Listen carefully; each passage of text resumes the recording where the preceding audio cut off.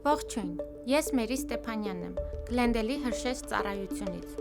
Գիտեք, որ սխալ կերպով նետված մարկոցները կարող են առաջացնել հրդեհ և վնաս հասցնել շրջակա միջավայրին։ Բոլոր մարկոցները, հատկապես լիթիում-այոնային, պետք է ճիշտ կերպով հանձնվեն վերամշակման։ Ամեն տարի միլիարդավոր մարկոցներ հայտնվում են աղբամաններում, աղբավայրերում և բնության մեջ։ Երբեք մի նետեք դրանք կենցաղային աղբի կամ սովորական վերամշակման տարայի մեջ։ Մարկոցները կարող են պարունակել թունավոր մետաղներ, կապար, սնդիկ և այլ վնասակար նյութեր։ Այս քիմիական նյութերը ներծծվում են հողի և ջրի մեջ, վնասելով բնությունը, կենդանիներին, նույնիսկ մեր խմելու ջուրը։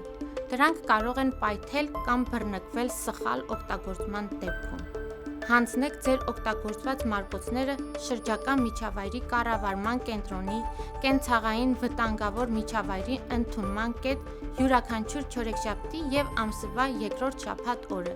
և Գլենդելի բոլոր 9 հրշեջ բաժանմունքներում։ Այս վայրերը